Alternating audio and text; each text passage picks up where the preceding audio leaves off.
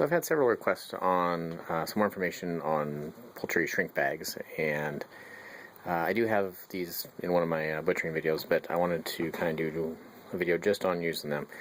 And partly too because I just found this new bag which I'm pretty excited about. The reason why I'm excited about this one is that it is thicker, it's heavier plastic, and the way they're designed, they send this basically just a tube, but it's an air extractor, so you don't have to poke a hole in them. The standard ones you poke a hole in and then you put your label over it, but this way you have no hole in your bag, which means no water gets in. So anyway, these ones are from Texas poultryshrinkbags.com. I'll put a link down at the very bottom in the description. But like I said, I'm pretty excited about this. I'm going to do just a chicken in one of these so you can kind of see how they work, and then I'm going to kind of mess around with them today, vacuum packing some ground elk as well. As another way to use them for some game meat. So anyway, here's basically all the stuff you need. Just a thermometer, because you're going to want your water at somewhere between probably 180, 200 degrees, 190 is about perfect. Some gloves so you don't burn your hands. The bags. If you order them, like this company sends out directions, which is helpful if you need to revisit on something. But anyway, we're going to get our water up to temperature and do some shrinking.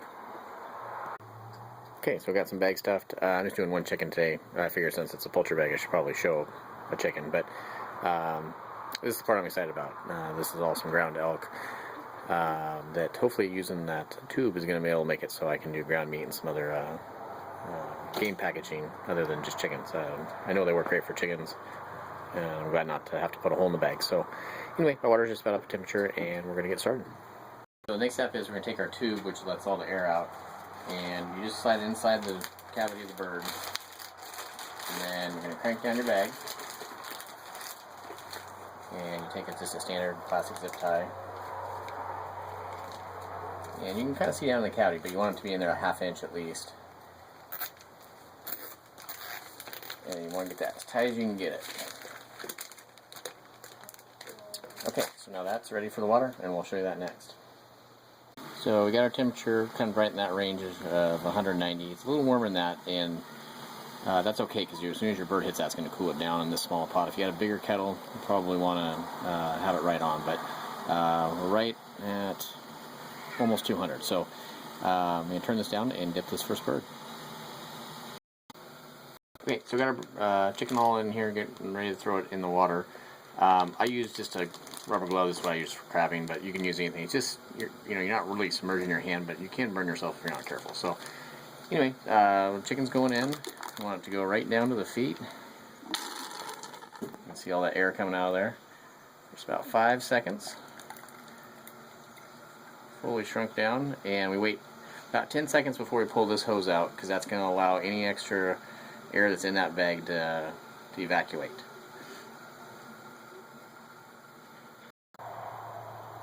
Okay, so the only thing we do now is pull this back out and tighten that zip tie down just a little bit, but you don't have to do it much. We'll come back in with some scissors and cut the end of our bag off and the end of our zip tie off, and you got a whole chicken.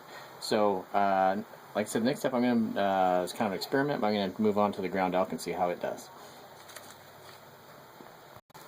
Okay, so what I've decided to do on these, since you don't have a cavity on something like this that's a ground meat product, is I've run the hose down into the corner, so it hopefully will get enough of the air trapped over here, and it'll still evacuate. So I'm going to scoot over here and give this a try.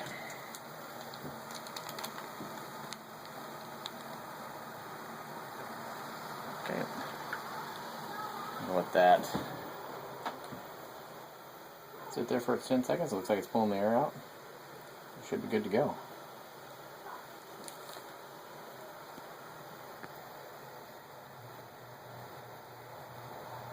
Alright, so that worked pretty good. It did have a little bit of air in it, so I'm going to try same idea but with the hose here right at the top and see if that gets it a little bit tighter sealed. But that's plenty acceptable, but we'll try this and see what happens. This is just basically a 5-second count. Yeah, I think I like that a lot better. And then 10 seconds, like, of course, to let the rest of the air out. Yeah, I think that's the way to go, right there on top. So anyway, I'm going to finish off the rest of these. Hope that helps. It's, like I said, it's a cool product. It's fast. And it was, these are from Texas Poultry shrinkbags.com. I'll put that again in the description. But anyway, fast and easy. Have a good one.